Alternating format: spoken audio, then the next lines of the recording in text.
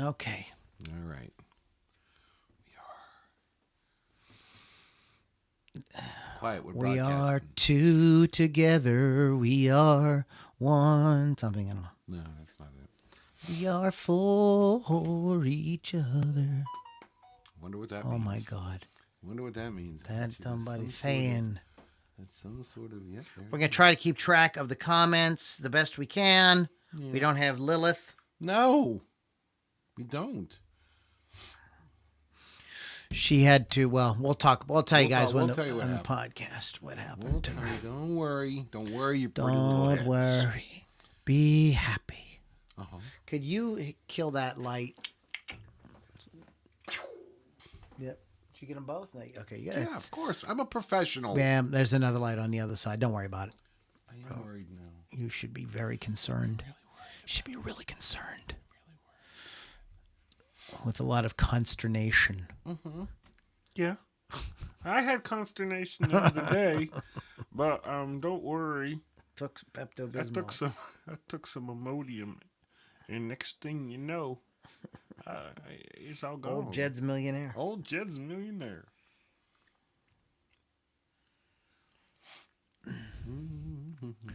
Okay, so we got somebody chiming in already. I think we're about ready to All right, then. hit the thing. Let's hit Do the the thing. thing. Let's hit the thing. Hit it.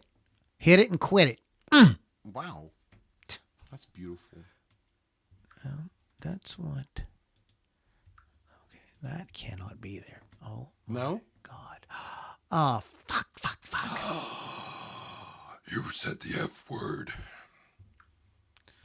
Hold on, guys. I have to. He's got to do that thing he does. We have a. Just Glitch? Just, Is yeah, it a glitch? yeah. It's a This will glitch. just take a Oh second. my God, it's a glitch. Someone stop us. Okay. Hopefully this doesn't screw everything up. Well, just blame it on Lily. All right, guys. Sorry about that.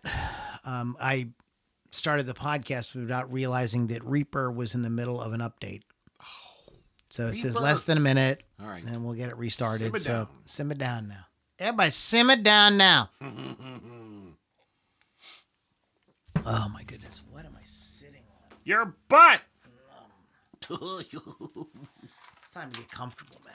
Yeah, man. Guys, put on your Make yourself at home. put on your lounge pants Make and your smoking jackets. or take off your lounge pants. I'm just saying. Yeah, I'm just saying. loosen the belt there, a few notches, get yourself a Keystone Light, because you're watching your calories, and get fired up here because we're gonna have a not very nice evening together. I know we're going to have a not very nice evening. We're going to have a very nice evening. Oh, I was going to say, I was unaware that we were not going to have a nice evening. All right. Oh, Okay, it let's says do it says we can open. Do it. Do it to it. Oh, look at that. That's pretty. So it's initializing, Uh-huh. installing Installing. data, Uh-huh. data. Uh-huh. Data's data. Oh, my. Lieutenant Commander data is being installed on my computer. That's wunderbar.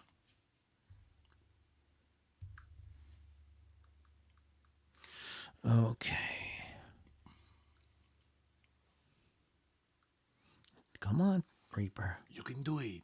You can do it all night long.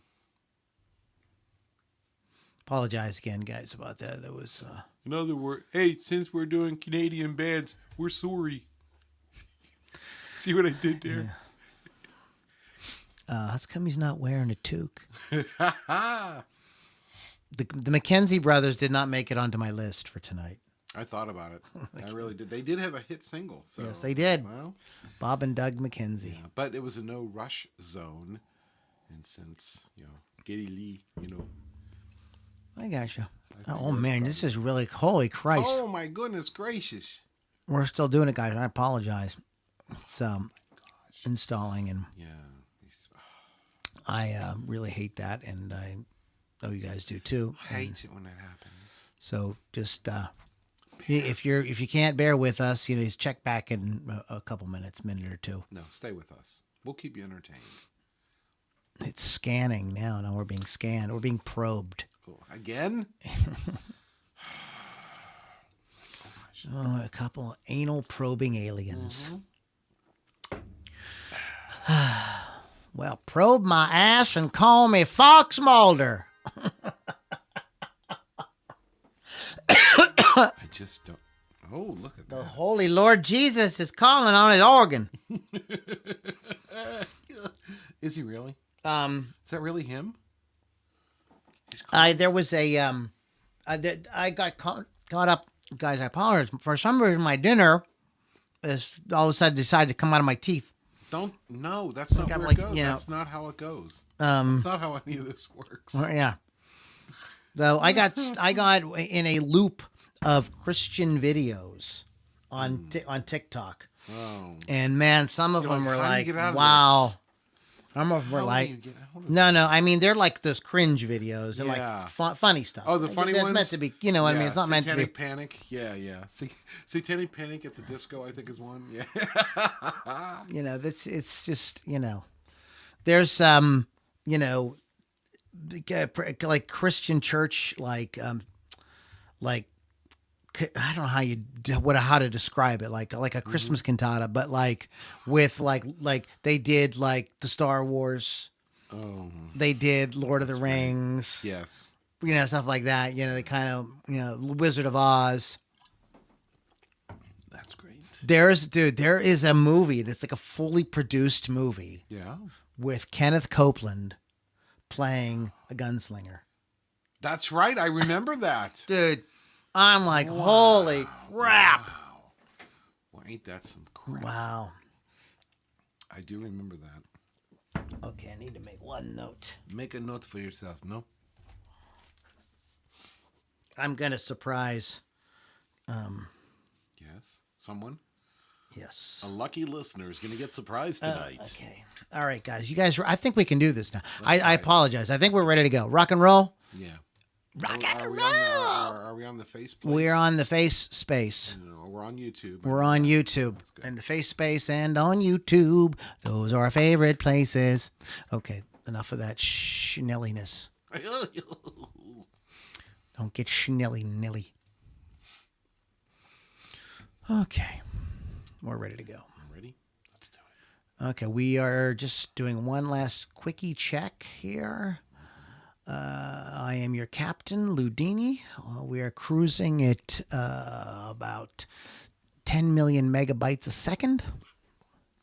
That's how many megabytes this podcast takes. Really? Yep. See, you learn something new every day, I know. folks. And you're not talking more directly enough into your microphone. How's this, Lou? That's much better. I'll use my into the radio microphone. voice. That's a dynamic mic, not a condenser mic. Not a condenser So you have mic. to be up on it. Talk into it. All right. We're good. There we go. Everybody good now. Okay. All right, guys. Here we go. In 5, 4, 3. Most of you know that we here at the Loudini Rock and Roll Circus are massive fans of the power trio Rush. However,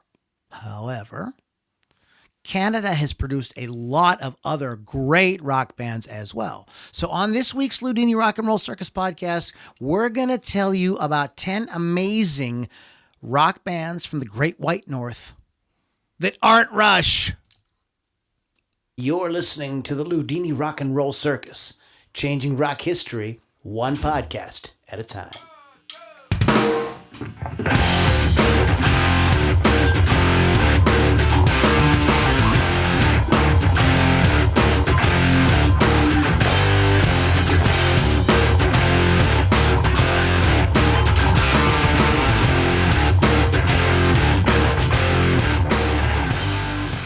Moms and dads, boys and girls, children of all ages, welcome back to the Loudini Rock and Roll Circus, coming at you every week with great music, conversation, fun, joking around, acting like idiots, embarrassing our parents, you know, just for yins guys out there.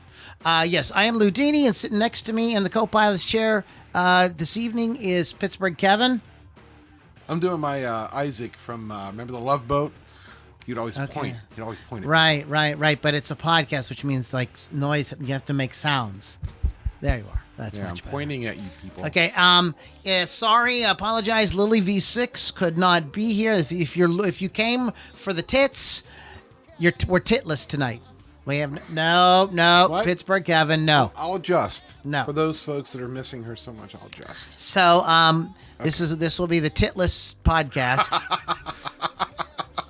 So we should rename it that, Wow. We Yeah, should right? We should just spend the whole night talking about it. No. No. But seriously, so Lily is out. Her, guys, just so this is a little public service announcement. Pittsburgh Kevin, Yes, every family audience out there. It's about suppression. Yeah. It's about suppression. Yeah. And Lily's herpes was acting up, and she had to go get checked out Yes, for a couple of days. Prayers So and yeah, thoughts. yes. Prayers and Love and thoughts light, for Lily. love and light, love and light. 1,000 points of light. Not gonna Kinder, do it. gentler. Not gonna do it. Nope, not gonna do it. I did not sleep with that woman. I don't know what I was sleeping. Yeah. I mean, You're talking about politics and do you remember when Bill Clinton stopped playing the saxophone? no. I Remember don't. that? He switched over to the harmonica. Oh, You're welcome, everybody. Bones Magoo over there. okay. So, corner. let's get the party started here with, of course, a couple of mentions. You want to go to LouLombardiMusic.com or LoudiniRockandRollCircus.com and join our mailing list because in this topsy-turvy world of, censorship, it's sad to say, and things like that, there could be a time where we can't get together in the usual places we do, and you need to be able to know about that, and we need to be able to tell you about it.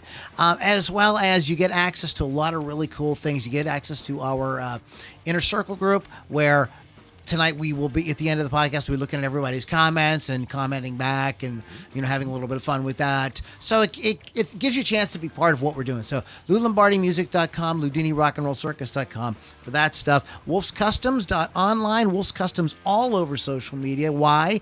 Because you need an awesome piece of custom artwork on your musical instrument. Get your mind out the gutter. My musical instrument. Play my big guitar. So, seriously, Chris Thunderwolf Dotson and company, they are very talented folks who can really bring something out on your guitar. And you know how it is, guys, when you're playing the guitar and it's an awesome guitar and it looks cool and you feel cool, right? That you play better. Yeah. So check those guys out. Speaking of that, I heard... I watch Glenn Vicker. Is his name Glenn Vicker? The Vicar. He has a Spectra Sound is his YouTube channel, but he's been harping on guitar players for like a really long time about how Relic is bullshit and like this is bullshit and that's bullshit. Like you don't really need that to play. You just need like a guitar that plays really, really well. Right. Who cares if it's this or that, And what people don't understand about a guitar is it's a highly personalized thing. Okay? And your guitar kind of becomes sort of associated with like sort of part of your identity. I mean, all the great guitar players have that, right? When you say Stevie Ray Vaughan and Jimi Hendrix, you think Stratocaster. Boom, it's right in. It goes right in mental your image. Exactly. Yes. You know what I mean? So like you say Bruce Springsteen, you go Telecaster. Telecaster. It's like I was going to say that. Use Jimmy Page, Les Paul. Okay. Eric Clapton, Stratocaster. So Slash, Les Paul. Zach Wilde, Les Paul. So people gravitate towards something that kind of like allows them to feel like they can express themselves in a kind of sort of silly way of putting it. You want to feel cool while you're playing it. Right. You know what I mean? That's the kind of thing. I don't know. It's a highly emotional kind of decision. The picking the guitar you want. Yeah. The part about like playing well and sounding good and staying in tune, that's a kind of like given. Right. Like okay, beyond that, You want something to kind of you feel cool playing. It makes you, I don't know how else to explain it. It's not a like a scientific decision. The guitar buying isn't like a scientific decision. Right. Yeah. Exactly. So in any case, that goes just to the idea that it is a personalized thing, and they can really do something awesome. So you can really stand out and create this sort of personal experience with your actual musical instrument. I also want to shout out to Rock Rage Radio. Go to rockrageradio.com, download the app. Because if you like programs like this, they got a million of them, including Hot Licks with Lily 6 on Thursday nights at 6 p.m. So don't forget to check that out. RockRageRadio.com. Download the app. 100,000% free. Free. Yo, yo, yo. You free. Mm-hmm.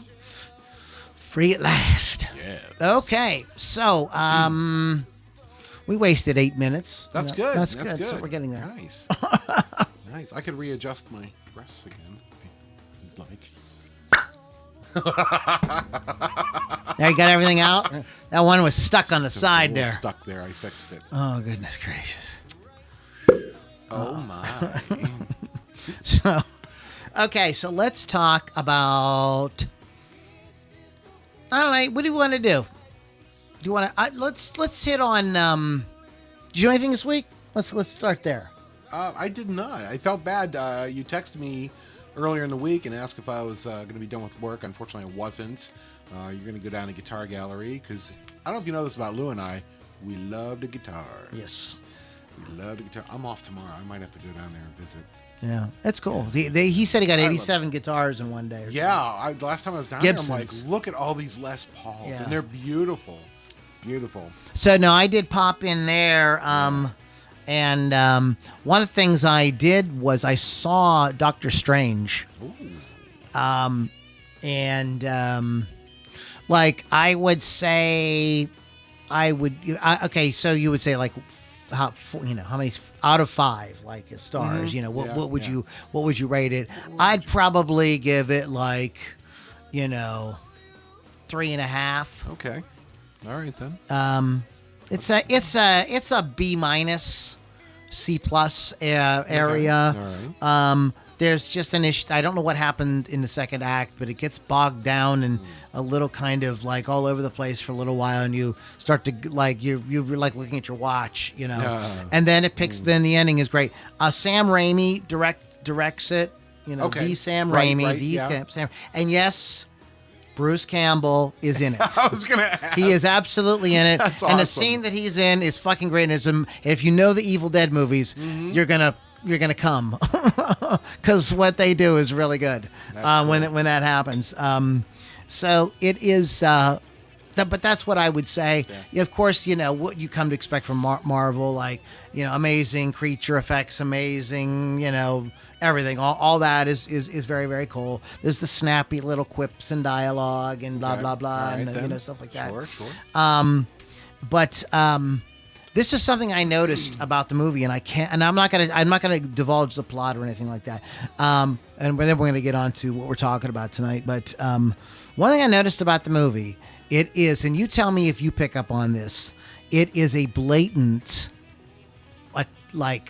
indictment on Red China.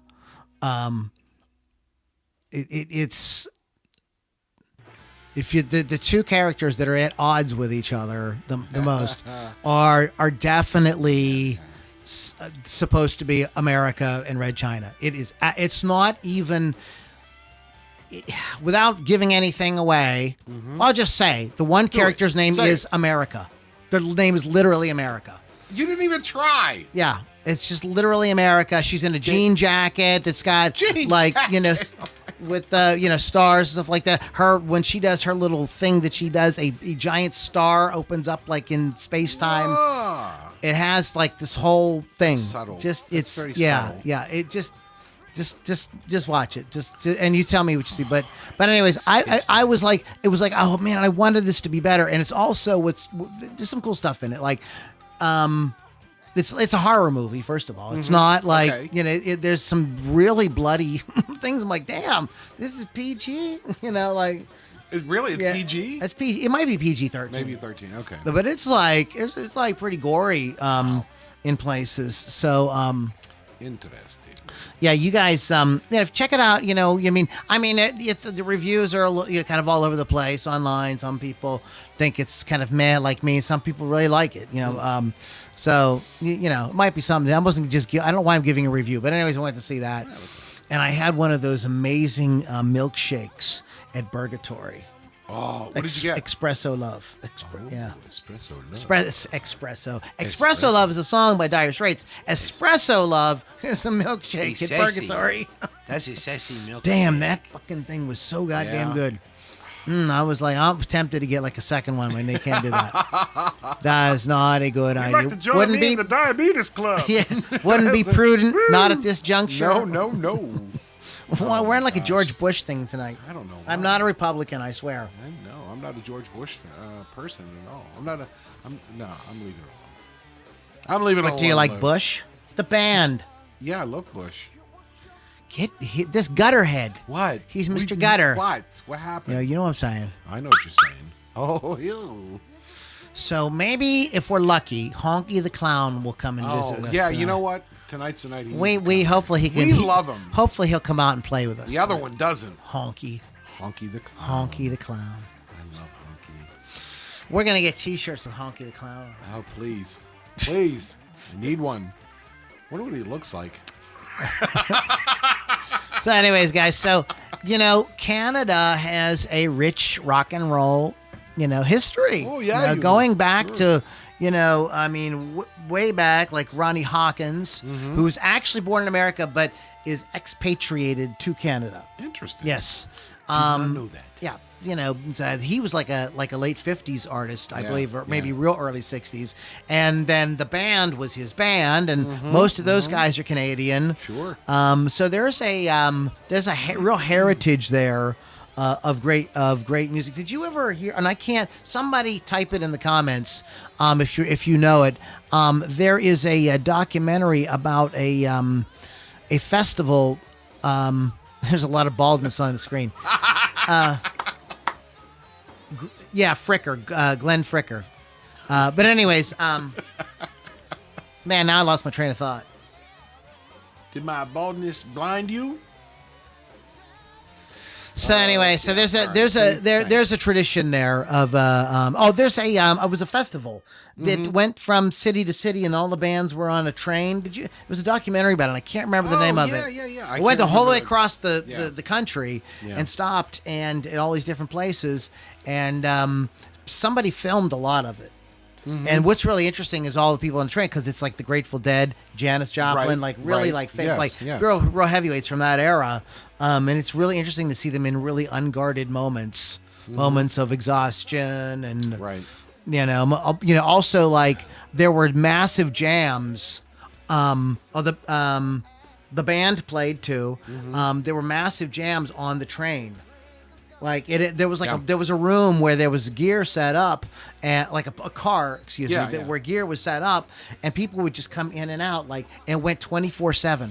It never stopped unless they were got off to go play the show. But if they were traveling, it literally never stopped. It just one person would come in, another one come in. Yep.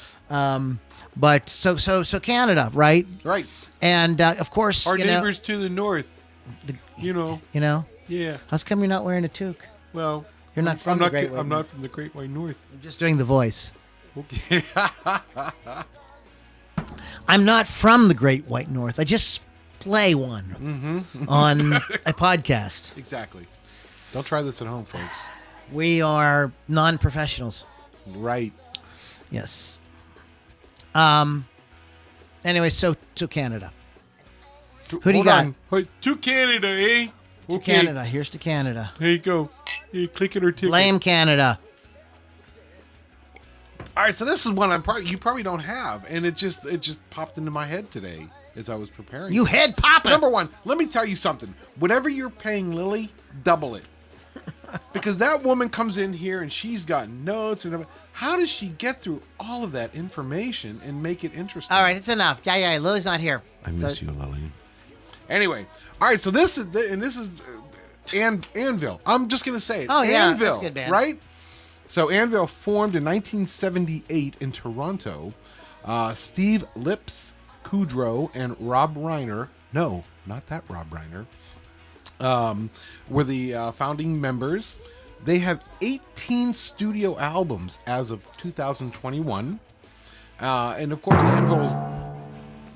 I meant for that to be more like majestic sounding and not like... That was not very majestic at all. Sorry, I'm sorry. Lord, I apologize. How about this instead? Try that one. Okay. That's better. Okay. Anyway.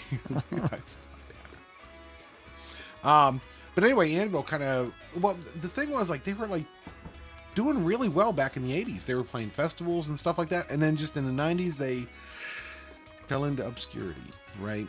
And I have thoughts on that, but we don't have to go into it. But they kind of regained the public's interest with the 2008 documentary Anvil, the story of Anvil. And you've seen it, I've seen it. Hopefully you folks have seen it. And it's just it's a real life Spinal Tap. It's just really just the things that happen to these guys. And these guys have been playing. They didn't just go and not do anything. They've been out there playing gigs. Right? It's just they just can't catch that break that all the other bands have caught over the years. I think it's a legitimate story about, you hear a lot of people have this story about how like they almost made it. Right. I mean, a lot of people do. And so you kind of listen to those stories and go, But then you see this and you go like, maybe those guys were maybe telling me the truth. Right. Exactly. Yeah. Right. Yeah. It's rock and roll is a fucking vicious game. It's tough. But like I said, they since as of 2021, they had 18 studio albums. Now here's the thing: February 2022, they announced a 19th album. The album's name is Impact is Imminent, and they are still Honky the Clown. Honky everybody. likes Anvil. He does like it. Uh-oh. Okay, continue. Okay, but they're actually still touring, still doing European dates, still doing United States and Canada dates and stuff like that. So they're still out there, but that's kind of an forgotten band. Anvil still out there, still doing it. God bless them. Here's my theory. Here's my theory. Here's my theory. If you come out on stage wearing an S&M thing and you're playing your guitar with the vibrator, that's not going to settle very good. And that's probably maybe why they didn't go the route of Bon Jovi. Or well, that's didn't Judas Priest kind of do that shtick? Yeah, but that was off stage. No. Oh, they didn't do the vibrator on stage. That you could do that. You did that in the 90s. There was a guitar player. He couldn't afford. He's really famous. It's on the tip of my tongue. He was in Jane's Addiction. Yes. Somebody help me out here. Navarro. Yes, Dave. And he would play with the vibrator on the guitar. I heard Eddie Van Halen saying something about that one time too. That he had. That he was trying. That they did that. He didn't. I don't think he did it on stage, but he did. I'm sure he tried everything. I mean, mean, they ended up with the drill. And, yeah. That was kind of cool. Pancake. On that pancake song is pretty good. Hear that song, Pancake, in that. That's a great song. All right, Pittsburgh Kevin, everybody. Hey, Pittsburgh Kevin. Thank you, ladies and gentlemen. We love Pittsburgh. Oh yeah, I love you too. Honky the Clown. Honky loves you. All right, Honky loves you. Your turn. Tell me a band, Lou. Okay, the band I want to talk about. This band is seminal. Is their last name Fluid? Seminal Fluid. The band is called Seminal Fluid. No. Yikes. Well, I might have been producing a lot of seminal fluid at the time because I was very young. I was just getting interested in music. Oh boy! And it was hot. Exactly, it was, and 1980 maybe. I'm not sure, something like that. I was. We had gone for an extended vacation in Phoenix to visit my grandparents, and it was boring as fuck.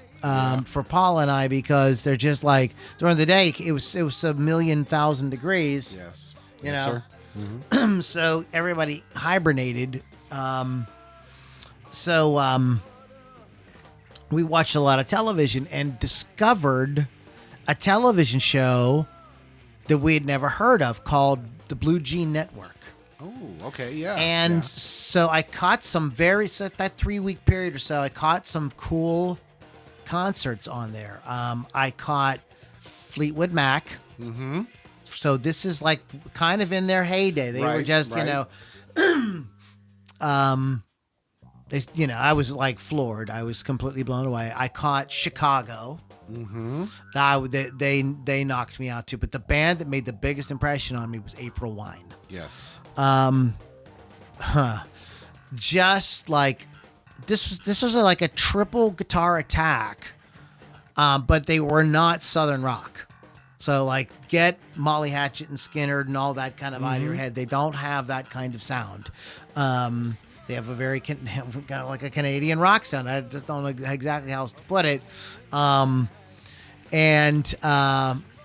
They started. This band has been around like for fucking ever. They began in 1969. 69, dudes. Yeah. Their roots could be traced to Newfoundland, where brothers David and Richie Henman grew up playing music together. And then before they moved to Nova Scotia, the three of the founding members, David, Richie, and their cousin Jim, were originally in a band called Prism. So they had went to the university and did their thing, and then they reformed with Miles Goodwin on lead vocals and guitar. Goodwin had previously played with Jim Henman in a group called the Termites. The Termites. Huh. That was probably one of them swinging 60s kind of groups, is what it sounds like. Dan christened the new group April Wine. They realized that Halifax didn't provide the opportunities to play and record. They sent a demo tape to Aquarius Records, Terry Flood and Donald Tarleton. Now check this out. So Flood and Tarleton get this demo tape from this band called April Wine from Nova Scotia, and they're like, "This sucks," and they wrote a letter back. They wrote a rejection letter, but somehow the band misinterpreted the rejection letter and thought they were getting signed to a record contract. So there was probably a lot of weed being smoked and all kind of things were probably being done at that time. So they had $100, and they went to Montreal with their instruments, and then they did talk these guys into signing them to a record contract. Nice. And then they went into like a I don't know, awesome. like this chalet or something like that, and started to work. They spent the next 5 months touring Eastern Canada with a band called Mash Macan, right? That's a weird name. Mash Macan. Like mashed potatoes only with with a little con sprinkled on it. They recorded and released their self-titled debut in the summer of 71. The album included Fast Train, and it was a top 40 hit in Canada. So out of the gate, it peaked at number 38, but still was in the, got in the top 4. Yes, got on the charts. Nice. And this established Goodwin as April Wine's main songwriter, but the album didn't sell well. Because of the success of the single, the label said, "Yeah, go ahead, do another record." So the record, this is a different era. Like when the record labels, okay, let's invest in you. kind of invest. They saw some potential here, and as the story goes, you're going to find out it paid off in spades. They made a lot of money with these guys. The album, okay, blah blah blah. They got to do the second album. Jim left the band in the fall of 71. Was replaced by Jim Clench. Meantime, the band since 71 touring the college circuit, with the exception of July when they opened at Montreal's Palace des Nations for the Guess Who. So they get to open for the Guess Who. This is their first time opening for like a major act. 72 was much the same, although they began to play larger venues and opened for more large acts like Ike and Tina, Jethro Tull, Badfinger, and Stevie Wonder of all people. That's interesting. They, under guidance of their producer April Wine, recorded their second album on record in 72. First single was Hot Chocolate Song, You Could Have Been a Lady. So that's interesting. You could have been a lady.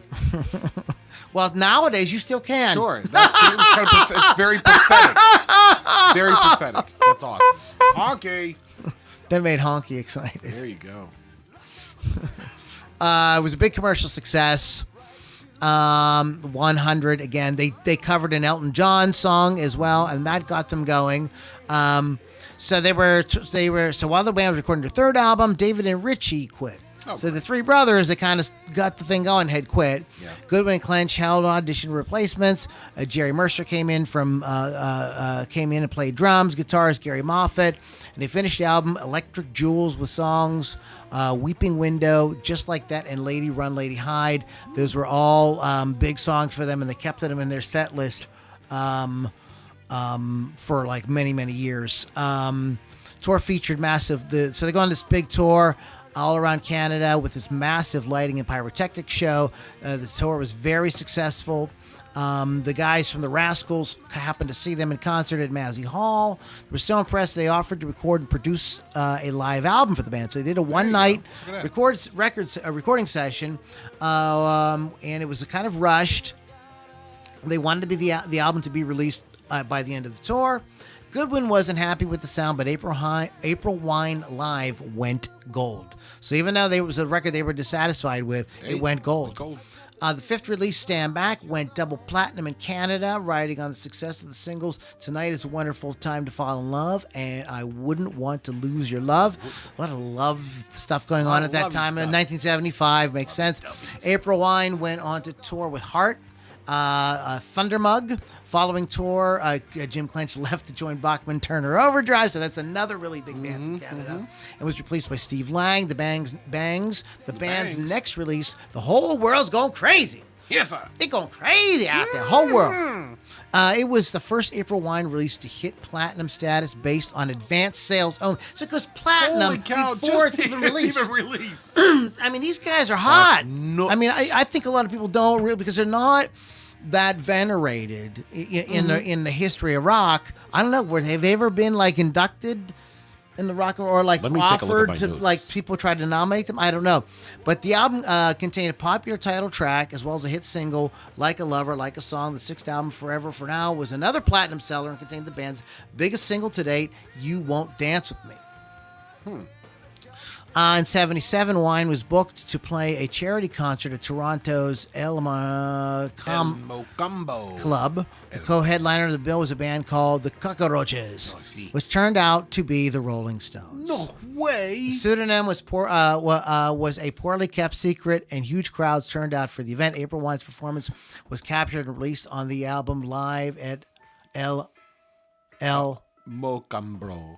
The band the band then got its chance at touring the U.S. So they're on their seventh album, and this is the first time they get to go to the United States. Wow. Now they've had this giant success in Canada, Frank. you know, and this is the first time. So the band got first chance at touring the U.S., opening for the Rolling Stones, Styx, and Rush. That's the band who shall not be named. But yeah, that's awesome. Okay, so they brought a third guitar player on. So now this is where we're getting the sort of like what makes April Wine to me, you know, in addition to the great songs Yes. and vocals, of course, the great vocal harmonies in this band as well. They brought a third guitarist, co-vocalist. Audition gave April Wine a powerful 3-guitar attack. They also signed to Capitol Records. So now they've gone just from the smaller label in Canada to Capitol Records in America. 78 saw continued Canadian success at the beginning of international success. The band's seventh album was the first of the Capitol, called First Glance, which had an immediate impact in singles. Let Yourself Go and Get Ready for Love were successful on Canadian radio. It was the third single, The Rocket's Roller, which is a classic rock radio staple that brought the band mass appeal across North America. It stayed on the Billboard Hot 100 for 11 weeks. First Glance stayed on the Billboard album chart for many weeks, making April Wine's first gold record outside of Canada.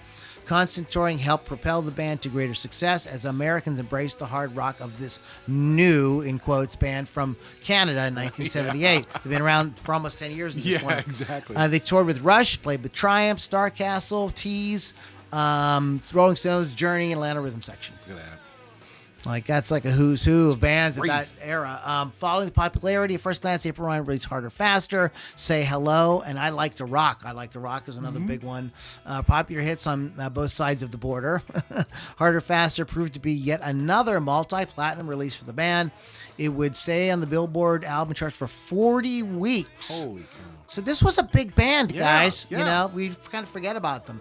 In 79 was spent touring with Styx, Rush, Toto, Boston, Squeeze, and Blue Oyster Cult. Huh, stick that in your pipe and smoke it. By now, the band had accumulated enough hits that Aquarius was able to release a greatest hits. The BBC released in concert for international distribution. Aquarius released another compilation album, The Best of April Wine, Rock Ballads. So now this is in 1980s. This is when I discovered them. Right. Nature of the Beast. By the way, Nature of the Beast has one of the coolest album covers ever. It was released in 81. Riding on the popularity of hit singles Just Between You and Me, which is like, I dated a girl who was like, yeah, that was my high school's, like senior high song, like your senior song. Yeah. And the band's cover of the Lawrence Hudson song Sign of the Gypsy Queen. The album hit multi-platinum success and was the first April Wine album to reach platinum status internationally. April Wine embarked on an extensive support tour, performing to their largest crowds ever. In addition to a packed schedule of solo concerts, they toured with Diamond Head, Harlequin, Crocus, Frankie and the Knockouts. Played 5 concerts with Loverboy. Traveled to Germany to play a concert with Neil Young, Jethro Tull, Michael Schenker, and King Crimson. The band went on to 18. Then they went on an 18-month hiatus. So in 82, so it just kind of continues. Continues.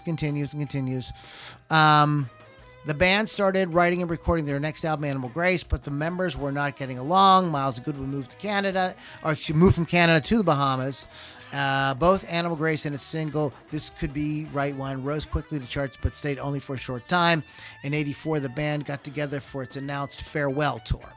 This was a month-long tour across Canada. The tour was successful enough to spawn another live album, One for the Road. Wow. April Wine still owed Capitol Records one more album. Greenway joined Goodwin in Nassau along with Montreal session musicians to record what was supposed to be the band's final album, Walking Through the Fire. It was released in 85 under the April Wine name.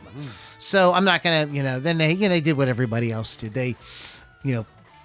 They ended up becoming a classic band. Exactly. They got back together.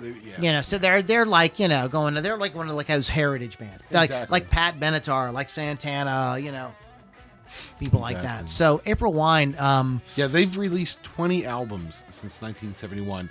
They were inducted into the Canadian Music Hall of Fame in 2010. So they got that going on there.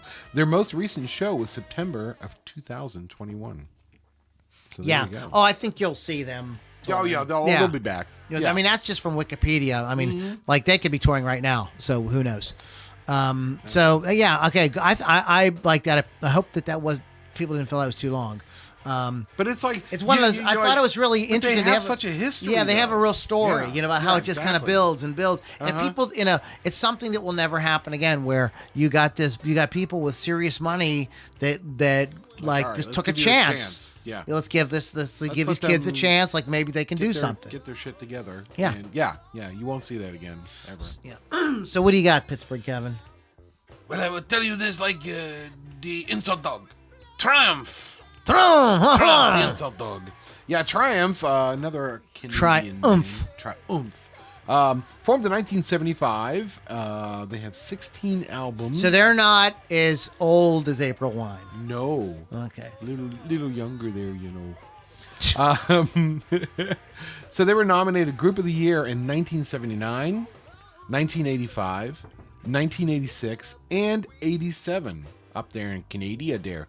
They were inducted into the Canadian Music Hall of Fame in 2008 and the Canadian Walk of Fame 2019.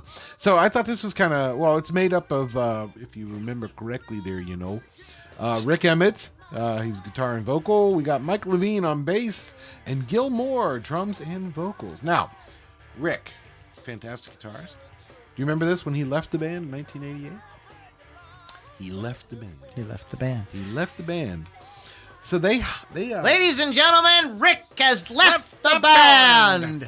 So they recruited a guy by the name of Honky the Clown. They recruited Honky the Clown. Ladies and gentlemen, Honky the Clown on lead guitar and vocals. Oh, he's good. So they recruited this guy, and man, I don't know how to say his last name, but his first name is Phil. Kagi. No, it's not Phil Kagi. If they would have hired Phil Kagi, then it'd have done something. That would have been, yeah. That would have been kick ass. Oh, yeah. Phil Kagi in front of that rhythm section, I think would have been fucking That would have badass. been pretty cool. Yeah, they would have like kicked Right? him in the ass to like rock out. Exactly. They'd be like, fuck that finger, Phil. Rock out, motherfucker. Yeah, man, like this. I'm going to spell the last name. It's Xenidis. Xenidis? Phil X. Phil X, you might know him better as Yeah, Phil yeah, X. Phil X, yeah. So Phil joined the band from 1992 to 2006. Rick came back. Well, let me tell you something about Phil X. Phil X, when Richie Sambora left Bon Jovi, Right. they got Phil X. Right, yeah. I know. So He's Phil playing is with them now, yeah. Yeah, he's an accomplished guitarist. Rick came back in 2007. These guys have won 5, count them, Blue, 1, 2, 3, 4, 5 Junos. They're on the Canadian. Juno, they want 5 Juno. Talking about. Ricardo. This could go on for like 45 minutes because she's not here. Okay. Anyway, Canadian Walk of Fame 2019. Walkaholics. And they were inducted into the Metal Hall of Fame 2021. Damn. Yes. You tell me some more about Triumph. I don't know anything about this, but I never heard of them. They're from Canada there, you know. They began as a 4-piece blues-based band. What? Yeah, with this Fred and Keeler and Peter Young, Mike Levine on bass, Mike. and Gilmore. I always thought, yeah, like David Gilmore. That's crazy. Gilmore. Gilmore. I think that Gilmore should go play with David Gilmore. Now that would be Gilmore and just Gilmore. it should just be that. Yeah, the Gilmore Boys. The Gilmore Boys. They could just do like one of those guitar and bass things, or guitar and drum things. Yeah, you know. yeah. The group at the Been done time before. were called Abernathy Shagnaster. What? They were called Abernathy Shagnaster. They were going places with that name, I'm telling you. Shagnaster. But they were signed to Attica Records. And 75 issued the non-charting single Hobo, Got to Get You Back in My Life. Wow. Keeler and Young left the group. Thank God.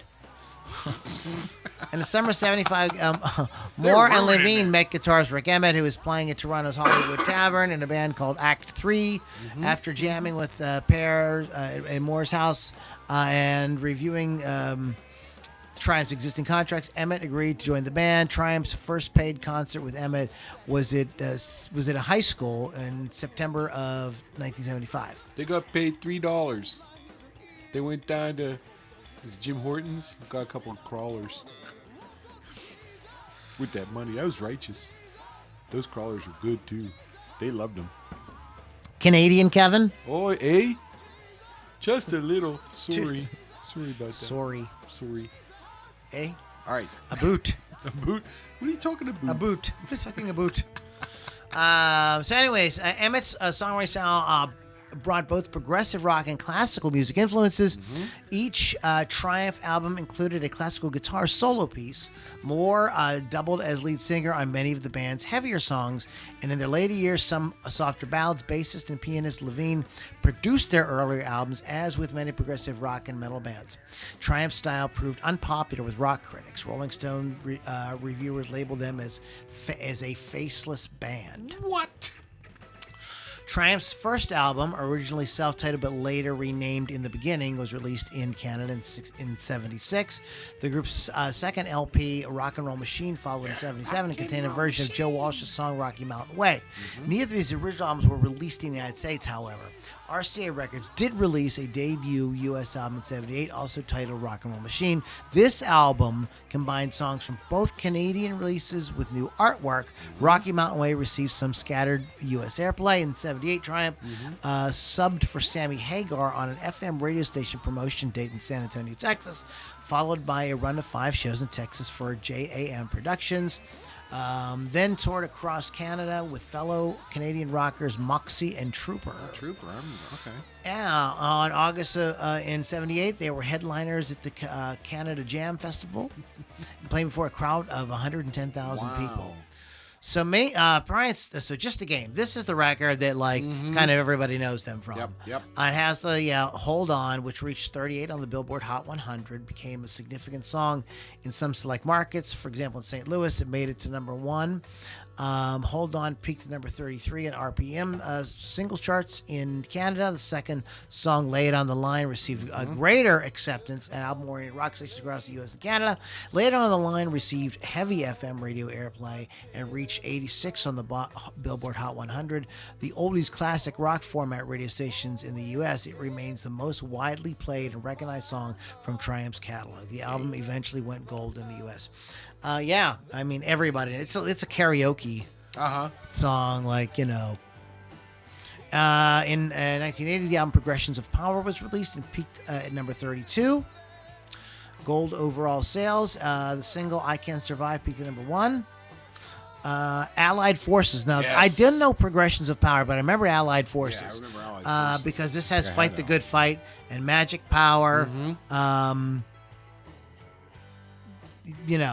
What can you say? "Never Surrender" has the song "Never Surrender." Right. That came out after that. That's a epic track. Okay. Anyways, however, Triumph's relationship with RCA Records soured at this point. MCA Records executive Irving Azov co-opted their debts and signed them for 5 albums. Following their '84 label change, MCA took over distribution of their old catalog for 10 years. After the shift to MCA, the band began to work with outside producers. The studio albums became increasingly difficult to replicate on stage. Triumph later added Rick Santers, a Toronto guitar and keyboard player, to support their last 3 tours. There is video on YouTube of them playing live, and there is another good supporting musician working with them. I don't know if it's this gentleman or not. Thunder 7 was released in '84. Despite 2 hit videos, Spellbound, Follow Your Heart, the album failed to achieve expected levels of success. Cassette and vinyl formats were soon released. On Thunder 7, Emmett's lyrics addressed social concerns in an adult context, and Rick, Emmett, and Gilmore sang alternating vocal parts in "Follow Your Heart" and "Killing Time," including in the direction of "Never Surrender." The entire second side formed a loose concept focusing on different perspectives, with Time Canon most featuring multiple part vocal harmonies. Thunder 7 became an RIAA certified gold album in 2003. So it took a while to go gold. So, anyways, as Kevin told you, they continued on. In '88, he left the band. Phil X comes in. Yes. And then they reunite. It's the classic thing. But they have that heyday in the '80s. Right. That's their big heyday. Their songs are total staples on rock radio. Oh, yeah. Rick is not only a great guitar player, but he's an amazing singer. He's an amazing vocalist. And I would put him up against Steve Perry any day. Yeah. Oh, yeah. You know what? Yeah, you're absolutely right. I mean, he could, Yeah. Steve Perry, Mickey Thomas, all those guys with that really big, high, upper tenor. Amazing vocalist. However, there are some Triumph haters. What? Yeah, I won't say the guy's name. And if you go back through and you listen to all my podcasts, you might run across an interview I did with the guy who was a record producer and music director for a very famous blues guitar player. Johnny Winter. I'll just say who it was. All right, might as well. So, and he worked with Johnny when he won his Grammy. He was the guy who he helped Johnny get off drugs. He helped produce the movie. Did you see the movie about Johnny Winter? I don't think. No, I have not.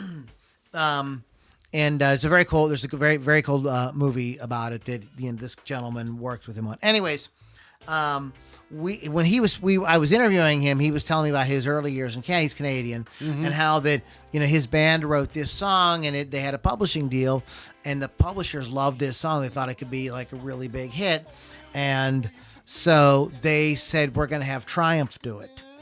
And he hates Triumph. Oh, no. He thinks it's the most terrible band ever. And he goes, "Oh my God, they're the worst." So I was like, "Whoa!" I didn't say anything. Like at that point, it was a kind of like awkward moment.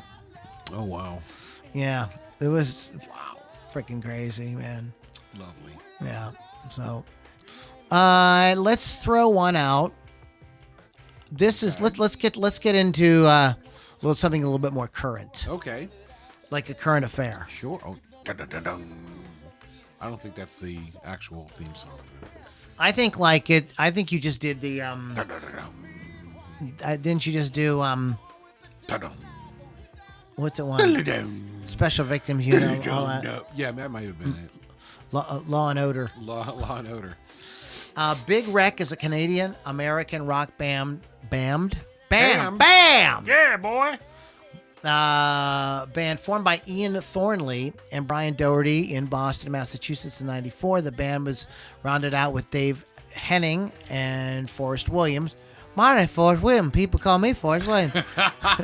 Run, Forrest, run! I got to tell you about Gump Squatch at some point. Gum Squatch? Gump Squatch. I'll tell you about Gump Squatch later. Wow, that's crazy. Be a good band name. They disbanded in '03, and Thornley pursued a solo career with his own band. In 2010, Ian and Brian Doherty reunited for cross-Canadian tour, playing both Big Wreck and Thornley songs. In 2012, under the name Big Wreck, the band released their third studio album, Albatross. The band has since released albums Ghost and Grace Street. I saw them. They did. I've seen a couple bands do this. I saw the Black Crowes come out, and they went on a tour where they played their entire first album. Right. Okay. And it was really cool in order. It was cool. Okay. It was very, very cool to hear that done. It was I don't know. It was kind of like sort of felt like maybe the band when they were they would auditioning for the record label. They would play these songs. I don't know. It was kind of a weird Just feeling. very cool. Okay. And it was just very cool. And another band I got to see do that was Big Wreck. They toured on doing their it was like the 20th anniversary or something of in loving I believe in loving memory of. Okay. Sorry, that's a mouthful to say there. Yeah, it and is. I have a problem speaking anyways. How many? That's why I have a podcast. In loving memory of, which was their album that kind of broke them. They had big videos on MTV at the time. Yes, MTV played music videos almost What? exclusively still. That's crazy. In 1997, the single "The Oaf," "My Luck Is Wasted," that's their big thing. Reached the top 10 on the Billboard's mainstream rock chart in '98. 4 months later, their follow-up single, that song, reached the top 40 same chart. The band found even bigger commercial success in Canada, scoring 4 top 40 hits on the Canadian singles chart. The band went off on a 17-date tour to publicize their release. Okay, so they don't go too long before they break up. Pleasure and Greed break up in other projects. So in 2001, Pleasure and Greed is released, 3 singles. October that year, the band played a special show with at the Roy Thompson Hall, accompanied by the Toronto Symphony Orchestra. So that's it's funny, we don't remember them being that big of a band, but in Canada, they're playing with the Toronto. Yeah, I mean, it was a right. big deal.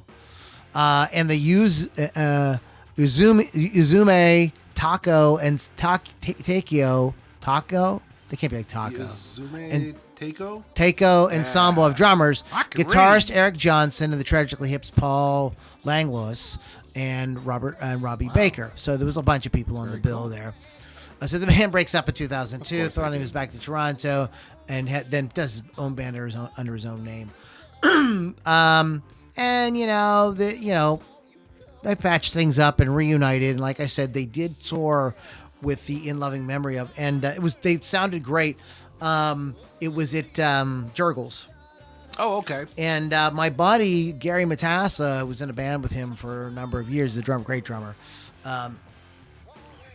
who was like texting me. He's like, I got an extra ticket to Big Wreck. They're playing. They're gonna. It's a like 20th anniversary. They're gonna be playing the entire In Loving Memory of album. I'm like, I'm there. Yep. You know. So it was. They sounded perfect. Thornley. This is something I want to say. Like when the band formed, they were like looking for a lead singer, and Thornley just ended up singing because they couldn't find anybody. Right. And here's if people say, well, describe Ian Thornley, I would say this. I would say he plays guitar like Jimmy Page, and he sings like Chris Cornell. Wow. Okay. He has an amazing voice. That's pretty cool. Just an and he has a little bit of that Chris Cornell thing going on. And his way he riffages and does alternate tunings and all that, you're really reminiscent to me of Jimmy Page. So very cool stuff. But Big Wreck. Big Wreck. Check him out. Check him out. Check him out, Nat. Well, get down there and check him out. What do you got, Pittsburgh, Mr. Pittsburghy, Pittsburgher pants? How you in, guys? Pittsburgher, sing me some Pitts. I don't think that's the words at all. I don't think that's. Damn the word, my brother. That ain't how this What are you works. doing next? So I have Loverboy on the list. Formed 1979, Calgary. 9 albums. It's a very strange, very sad chapter where their bassist, Scott Smith, was out sailing one day, got washed overboard, never found his body. He was sailing in the water. He wasn't sailing on concrete, was he?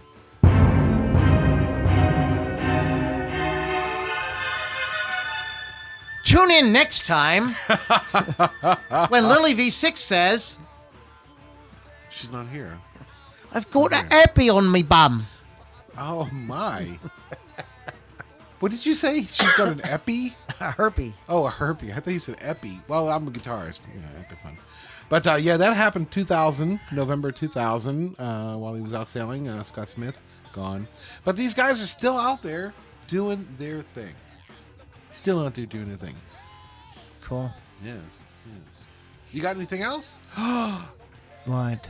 I saw this. Oh, the other thing I was going to say about Loverboy is Yes. Go ahead. that Paul Dean, again, it's just Oh, a thing where he was trying to put this band together, and they couldn't find a singer, so he was, well, no, here's what happened. No, they were going to put this band together, and he was just going to sing because he was so sick and tired of dealing with singers. But then he met Mike Reno, and he was so good. He's like, okay, All right. we got to get Mike because he's just too damn good.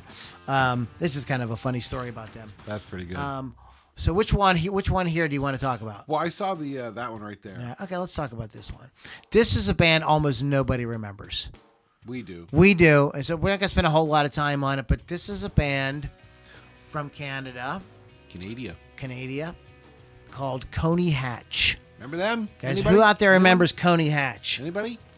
The hard rock band who released 3 albums in the 1980s and released their 4th album, how original, in 2013. Wow, so there was a kind of a hiatus I was going to say. between albums. Based in Toronto, Ontario, Canada, the band consists of lead vocalist, guitarist Carl Dixon, vocalist and bassist Andy Curran, guitarist Steve Shelsky, and drummer Dave Thumper Ketchum. The band was known for its ear-damagingly loud shows. In 2018, the band toured 8 shows across Canada and played Germany's Heat Festival with Sean Kelly on lead guitar. The band was named after the Coney Hatch Lunatic Asylum in London. Oh. Yeah, I knew that, actually. First album produced by none other than Kim Mitchell. Of Max Webster, who I had on my list. I don't know. We should talk about them. The band performed at the Hollywood Palladium in '85. They opened for Iron Maiden at 40 concerts on their World Peace Tour. Wow.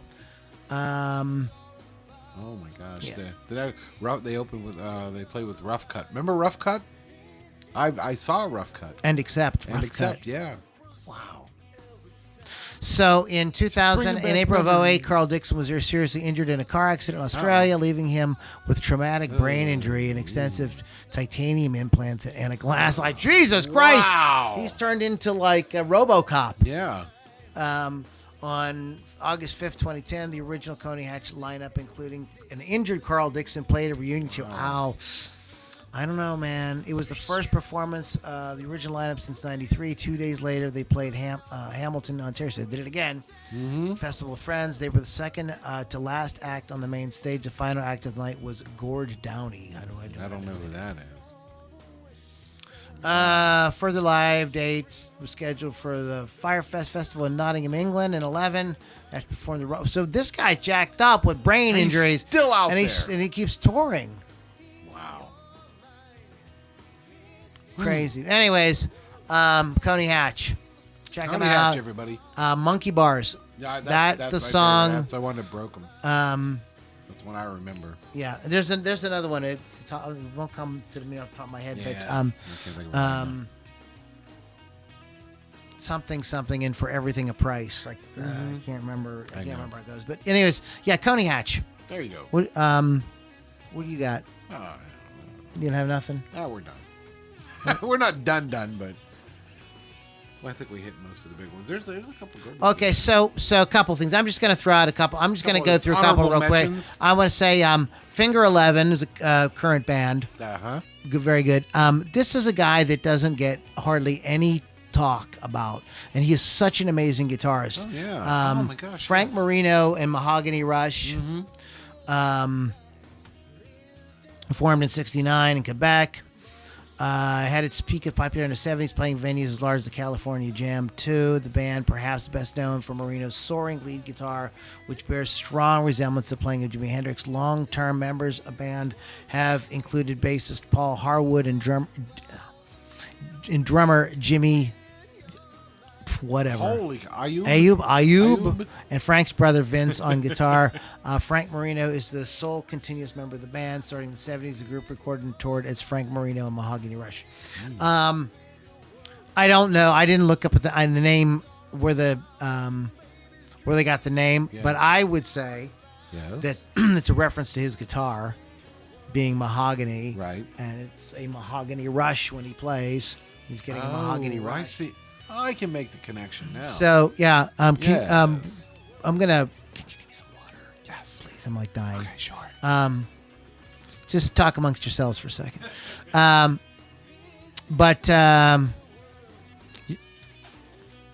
So this is kind of interesting. In an effort to gain press attention, the original record company created a fictional story that Frank Marino, prior to starting the band, had spent time in a mental institution after taking LSD and was visited by Jimi Hendrix in a vision. Sure.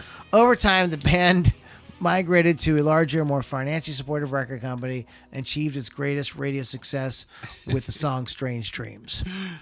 And there isn't really much. Frank, if you're not familiar with Frank's guitar playing, you don't know what you're missing. Because I just kind of missed them. Like they didn't really Right, happen, right. weren't really happening when I was getting into music. I mean, maybe caught them, on the electric Yeah. lunch or something like Right. that once in a while or something, Exactly.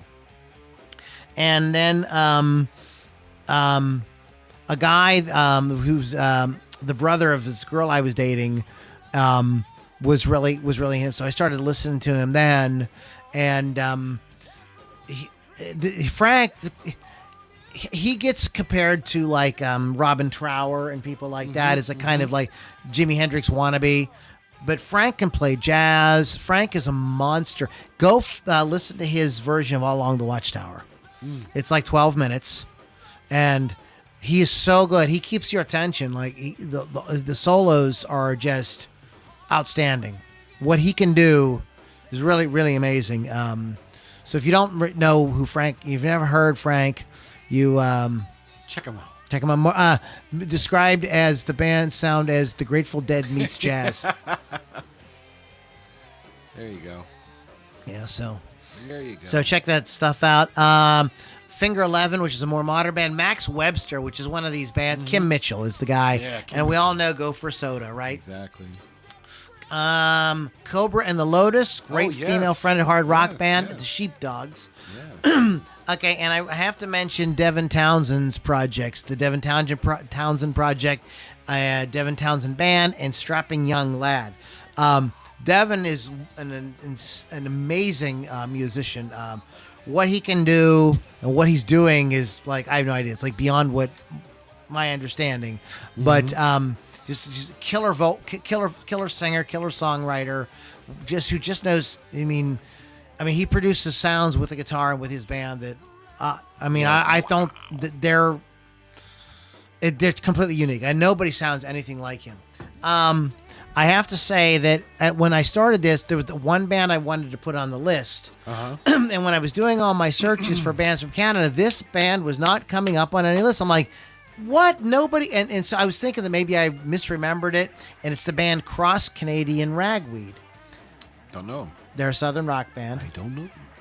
But they're from Oklahoma. They're not, even though they have Canada in their I name. see what you're saying. Yeah. I assumed they were Canadian. Guess what? No.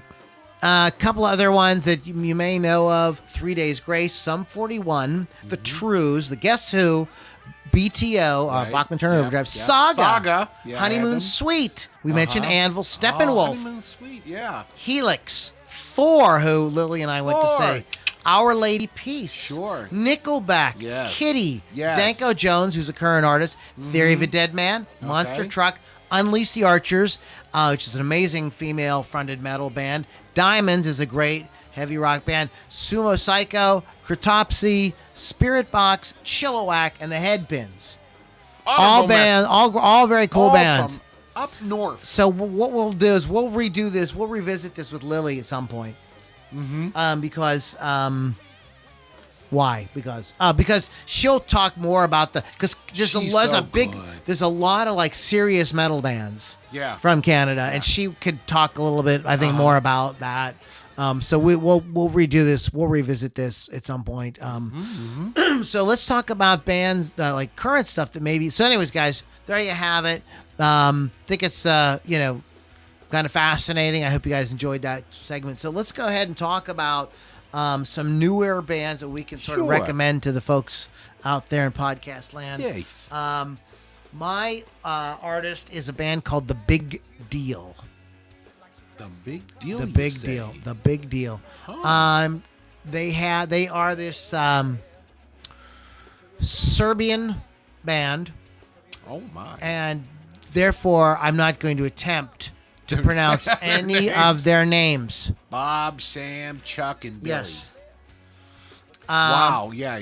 Don't try to. Yeah, I could say Anna, There you go. That's good. but these guys are they're all kind of like music school guys. Okay, so yeah, a good comparison might be like if Dream Theater was kind of an 80s rock band. Right. They have a kind of 80s vibe going on. They have two female vocalists. One is an amazing pianist. She's really good. So there's like great keyboard solos and things like that in this.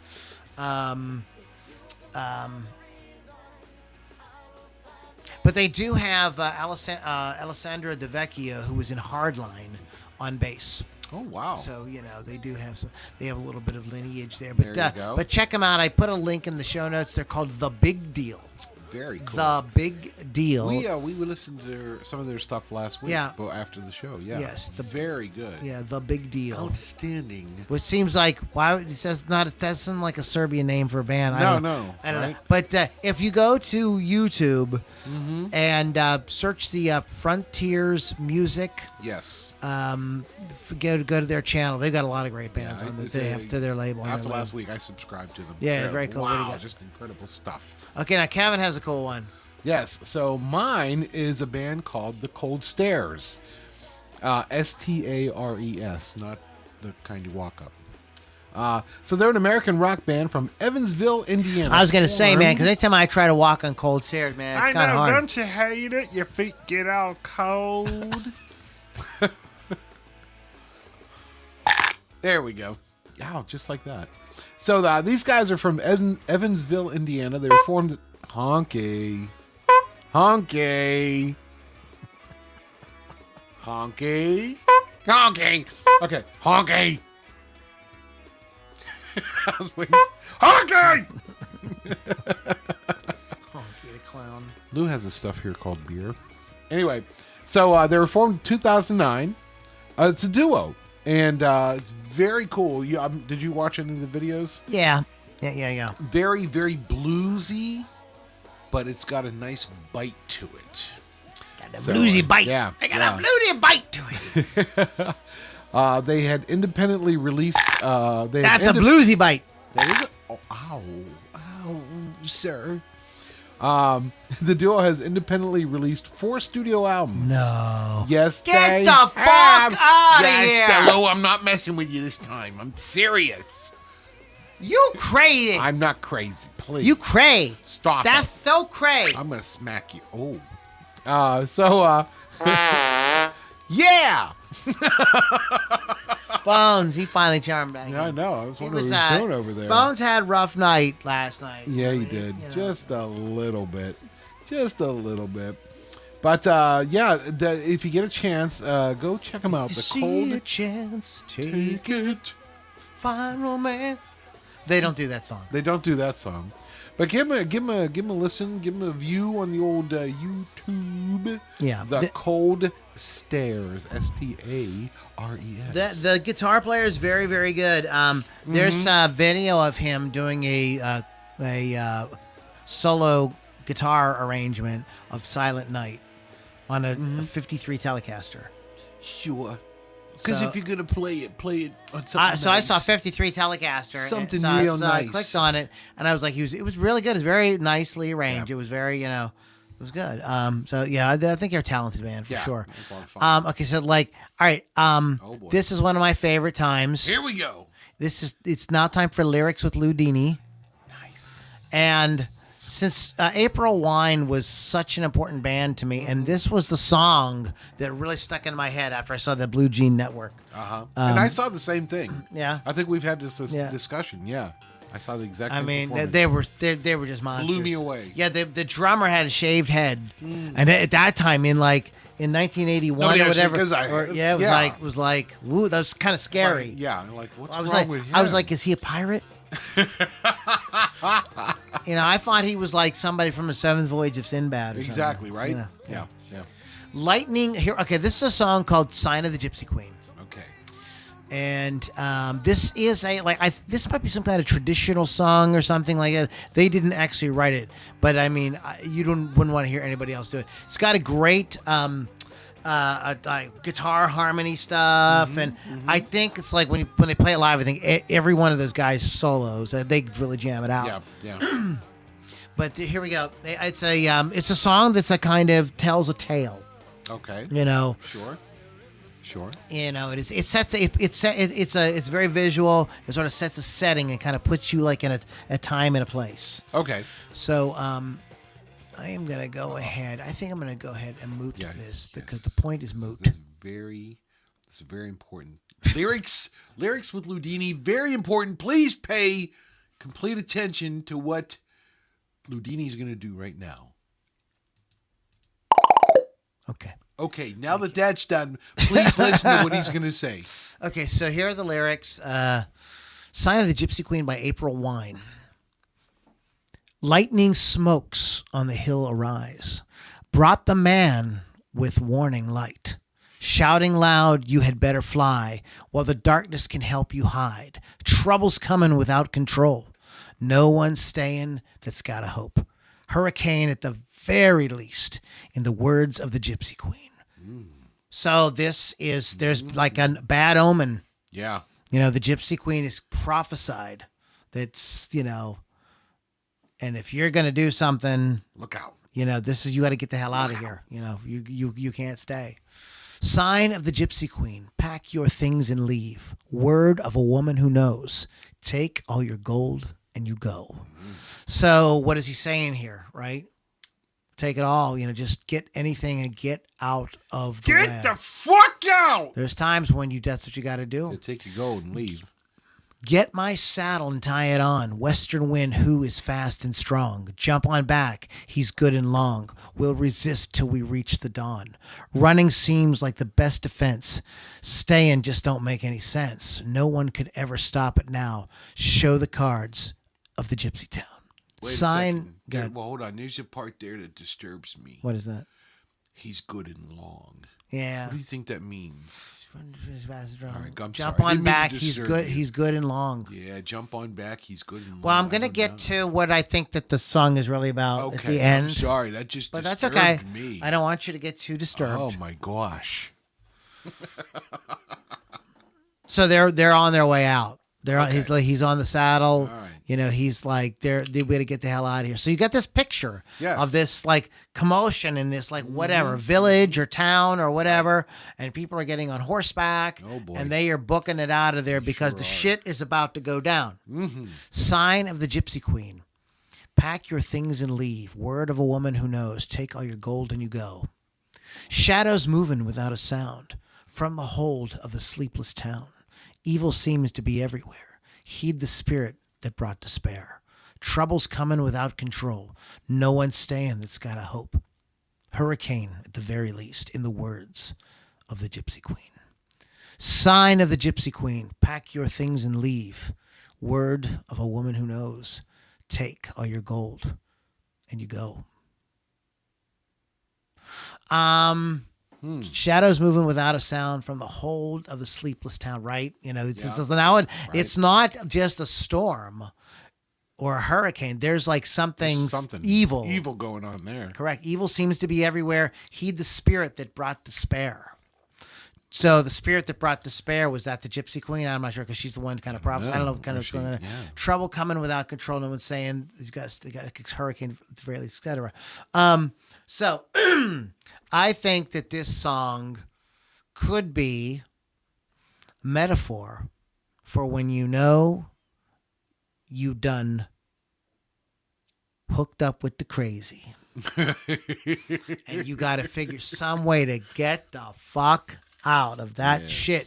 Yes. That's what I think. I think you might be right. I think that the song is a kind of like, I think you might it's be a right, kind of sir. metaphor about that, and we all know what that's like, man. You know, Right you are. there's videos like that on TikTok. His poor man's like trying to tell his woman that and she, and he's like, baby, I got to get out of here. He goes, she says, what, honey, you need to lay down, take a nap? No, I really need to check. I got to go. I got to check out. And then finally he's like, I'm leaving you. And she jumps up and grabs his throat. And she's like, you're never going to leave me. Yeah. You're my man. Yeah. Right? Now, where do you want to go eat?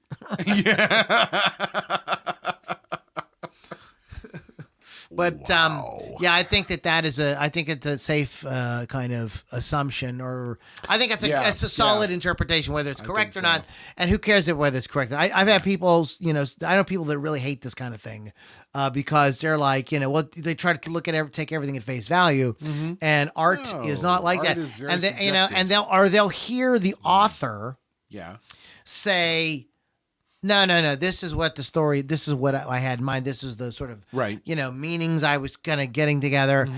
And there's people say, well, see, that's what he meant, but it doesn't matter because if there's other subtext, and a lot of times there is subconscious things that are going on as the person writes the book as well. Exactly. And there's nothing wrong with multiple interpretations. A really good example is the movie The Exorcist.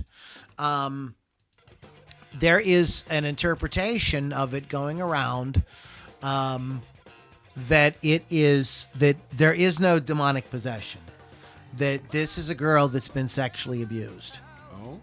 And there's now that you're able to do it, you should look them up on YouTube. There's a Rob Ager Collative Learning. Mm-hmm. He has a couple really good videos on it. And he's very adamant about it, but William Peter Blatty says absolutely not. It's a story about like demonic possession. I don't know what you're talking about, but several people have like analyzed the movie in that light, and it totally works. You can totally read it that way. Is what I'm saying. Sign of the Gypsy Queen. Oh shit! So Pittsburgh Kevin, I have to ask you something. Please do. Okay. Do you remember in the late 70s and early 80s? Yes, I do. Actually, through a good part of the 80s, you would get these light brown envelopes in the mail. They were kind of big. Okay. They would say Publishers Clearinghouse. Yes. Remember that? Yes. Okay. Now, You would get them, and my mom would even get like she liked Good Housekeeping and Women's Day. So she would get those magazines where they're like, she's like, hey, what's the difference? Like, like if I get a chance to, I'm gonna get these magazines anyways. Right. I get them at a discount, and there's no internet, Sure, I might win $1 million. So maybe I win $1 million. Now I have a question for you. Mm-hmm. If you won the $1 million prize, Oh Lord, who brought the check to your house? Edward McMahon. Right. Pull it up on the internet. It never happened. You know what? You are absolutely right. What's that effect called? The Mandela effect. Yes. But if you pull it up on the internet, it never happened. But it happened. I don't give a goddamn. I remember, and everybody I've asked when I say who brought the check, everybody says Ed McMahon. Not one person has said anything else. Yeah. Right. Who is it? Oh! Right you are, sir. Here's your $1 million check. No. You know what? He announced it, but he never took the check to you. Right? He never. I don't know if he actually, but in the commercials, yes, he for was it, there. He was there, but right. he was. But then when they showed the videos of people getting their checks, No. He would show up. He did. No, that's not the point. That's not the point. The internet says that he was never associated with the Publishers Oh no, Clearinghouse. he was. He was. But no, he wasn't. Oh come on. He was never I'm associated Ed with it. McMahon. There are sitcoms and drama shows and other talk shows that reference that as the skits on Saturday Night Live. I'm sure that mentioned it. Because no, it was him. Yeah. There's like he was. Like he was didn't never, actually go to the house. I can see that part. He never was involved with the Publishers Clearinghouse. Had no association with them. Dude, we're in the Matrix then. There's something going on here. That's crazy. That cray. I'm gonna have to do some research. That's cray. And by research, I mean open another beer. Did you watch any good movies or anything? Not lately. Not lately. I haven't seen a lot. I do want to see the new Top Gun. Top Gun. No, not Top Gun. Top Gun. I saw the original Top Gun Yeah. on VHS. Wow. When kids. back in the 80s, Yeah. and I gotta be really Before honest with you, streaming. like it was okay. It was fine. It's just So, like I mean, I'm like I'll catch it on video again. Yeah. When the new one, when the new one comes out, Yeah. I'll I mean maybe I'll rewatch it, but Here's the thing about Tom Cruise movies, and I do like Tom Cruise. When you first see them, you're like, that's freaking awesome. Days of Thunder, Top Gun, all these yeah. And then when you go back, you're like, what the fuck is this shit? I don't know. I don't. What the fuck I am I gotta looking? be. I don't know if I agree with you because I love. I think his Mission Impossible movies are fantastic. No, those are good. All right, I will agree love with you and there. I really wish he would do another Jack Reacher. Mm-hmm. Oh man, that's a great character, was and he's good. really good in that. And if you've never seen it, this is a movie. A lot of people this kind of came and went. A lot of people didn't see it, but it's very good. It's called The Day After. No, not The Day After. Oh, the one where he keeps dying and Live, Die, Repeat. Yes, that was actually good. It's like Groundhog Day meets Alien. See, now I'm starting to think about the movies. I'm That's thinking of a like really Vanilla good Sky, movie. Minority Report. They're not bad That's movies. They hold up. Emily Blunt is in that. She's fantastic. Like, it's just really Yeah. kick ass. Yeah. Oh, Bill Paxton is in it. I think it's the last. Yes. I think it's like the Yes. last movie he ever did. Oh man, It's really. that was really good. I like that one. All right. I'm gonna retract a little bit of my statement. So the other thing I will say, Yes. um, Yes. You can talk to us. the other thing I'll say is I don't know what it is, but I must still have not gotten Kathleen Turner out of my system. Yes. Because I told you guys I watched Body Heat last week. Right. So this week I ended up watching Talk to me. Crimes of Passion. Wow. Wow. That is a very naughty movie. Naughty, eh? And Right. Ken Russell, he likes to make weird movies. He made Tommy. Mm-hmm. He made Crimes of Passion. He's made a bunch of weird ones. But this is a crazy movie. Anthony Perkins is in it. Is he really? Yeah. I did not know. Yeah. He plays a priest who's not really a priest. Okay, that's right. Kathleen Turner plays a hooker who's not really a hooker. Right. And the other guy, there's one, and then the other protagonist, his wife is like pretending to like be in love with him. So it's a movie about people who like not facing who you really are. Right. You know what I mean? And Yeah. like, trying to go through like create these little sort of like bubbles around yourself in order to kind of interact in society. It's crazy, off the hook, insane sex. Kathleen Turner is just like, She was sassy. yeah, I mean, it's crazy. Like, it's in the day. all out there. It's very sassy. sensational. Sassy. And it's a real product of its time. I think it's from Yeah. 84 or something Yeah, I like think it that. was, yeah. And it's got that look of those movies of that time, which makes it feel even sleazier. Yep. Right. Because there's like a grain in the film and stuff like that. It's like it's really something else. And speaking of Ken Russell, I ended up watching another Ken Russell movie. Don't ask me why. Called Lair of the White Worm. I remember believe the film. I don't remember much about it. this. Though. I believe is Hugh Grant's like major motion picture debut. I believe this might be his first movie. It's from like '88 or something like that. And it's a very campy horror comedy. When I first saw it, I was just sort of like, huh? When it first came out, I got it watched on VHS, and I was like, what the fuck is this? And I didn't really know what to make of it. And I didn't realize that, like, no, it was intentionally trying to be funny. Right. Like, it was like Okay. a horror comedy. Yep. Amanda Donahoe is in it, and she's fan-fucking-tastic.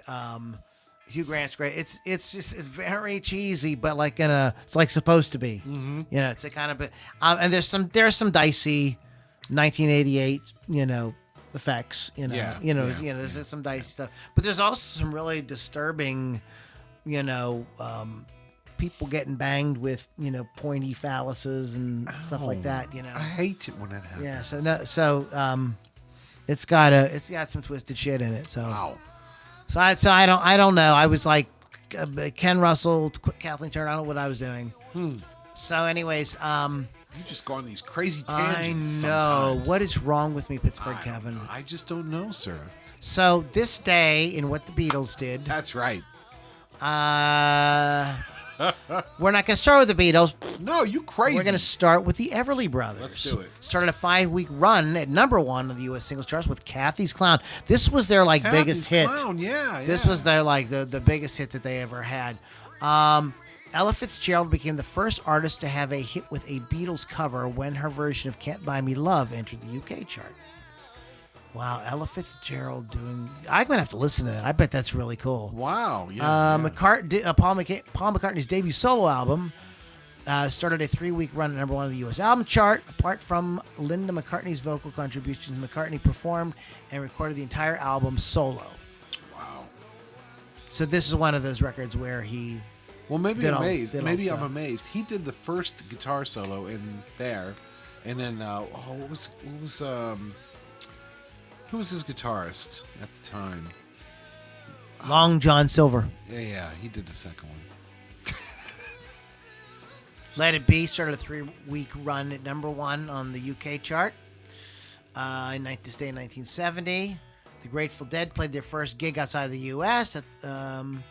On this day in 1970, Jefferson Airplane were prevented from giving a free concert in Golden Gate Park when San Francisco authorities passed a resolution banning electronic instruments. The group later wrote, "We built this city about the band." George Harrison announced the launch of his own record label on this day in 1974, Dark Horse. Yep. Bruce Springsteen and E Street Band kicked off their 117th show, Darkness on the Tour, at Shea's Buffalo in Buffalo, New York. Wow. Tom Petty, due to a record company dispute, was forced to file for bankruptcy, owing $575,000. UK Musicians Union moved a resolution to ban synthesizers and drum rhythm machines from sessions and live concerts, fearing that their use would put musicians out of work.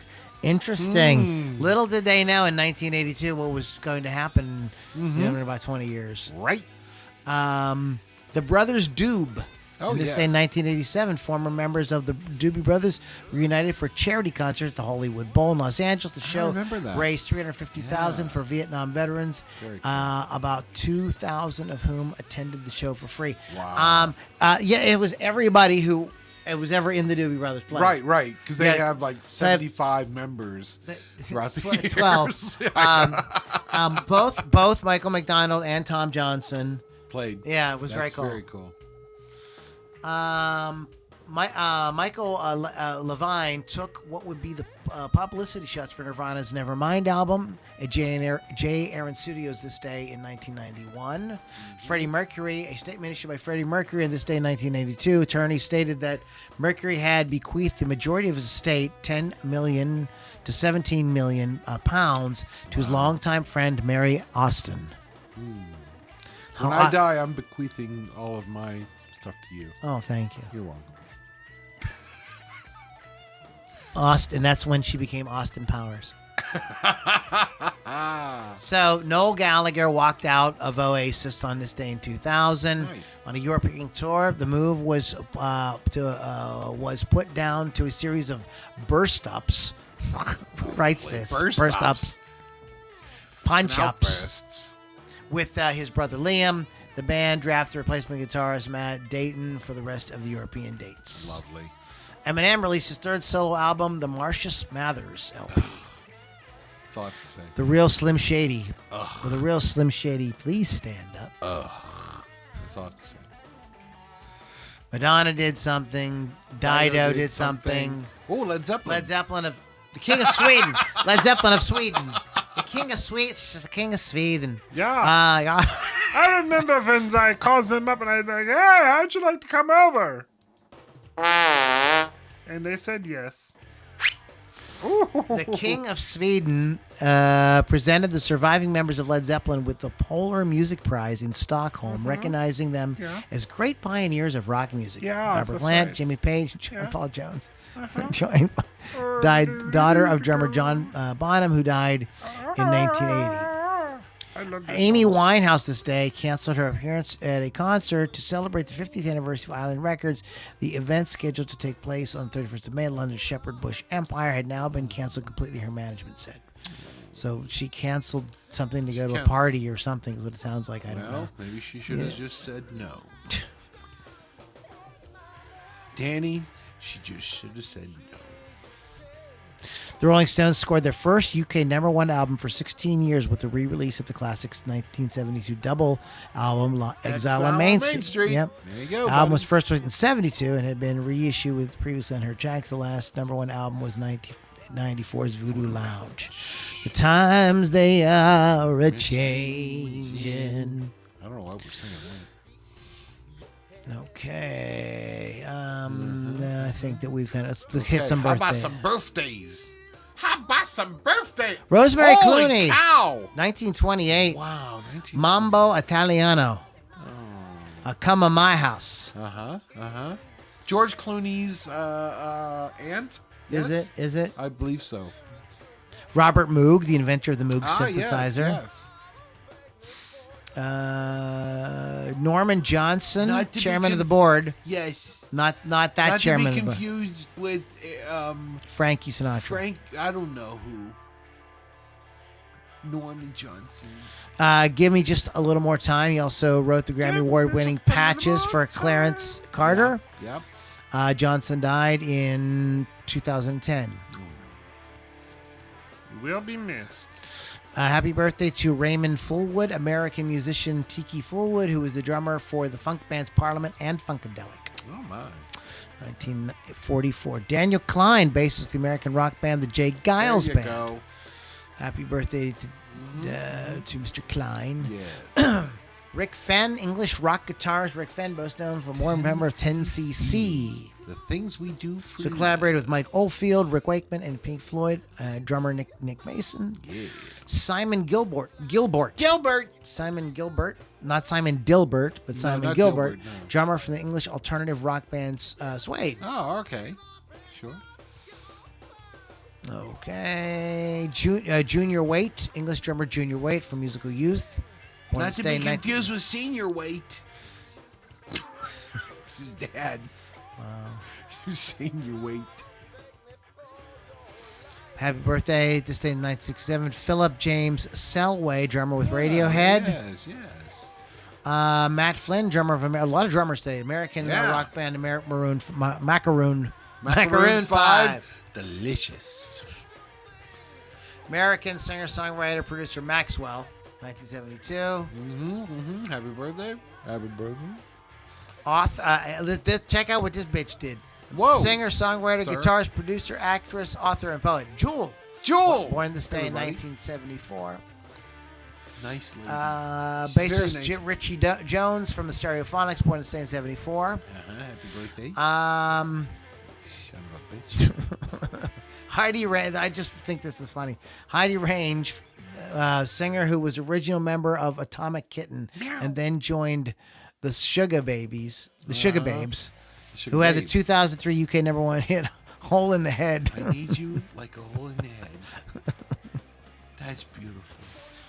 Oh my God! So happy birthday to all them crazy sons of bitches. Some in the beaches. I say that with love.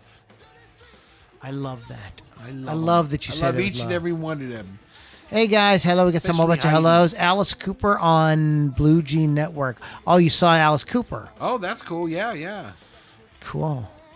Nice. Lots of baldness on the screen. Yes. What do you mean? Hey. Shaved. It's a lifestyle, not a condition. It's a feature, not a bug. Oh, I like that. Got some waves out there, guys. Hello all.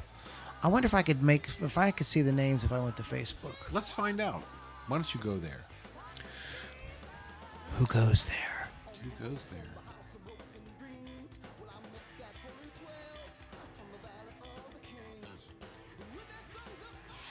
Just talk. I'm sorry. I should be talking. Yeah, I'm sorry. I keep forgetting we're recording a podcast. I believe I could fly. Yeah, Bill Thomas Wave. Billy! Dave Brizard Festival. Nutcase. Oh, yes. But that was the name of that Canadian thing called. It was called Festival Express. Okay. Yeah. Yes. Good. Yeah, Dave. Very good. So he was the one who said he saw Alice Cooper on Blue Jean Network. Davey Johnston on guitar. So you guys are cool, man. Mr. Thomas, do you think I'm as sassy as Lily? Probably Oh, not. very saxophone.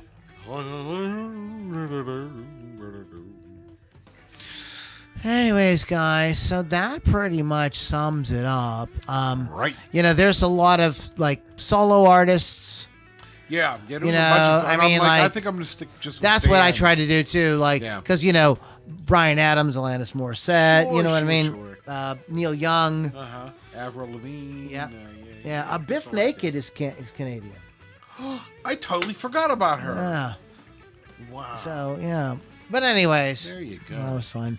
Go to LoudiniRockAndRollCircus.com and or LouLombardiMusic.com.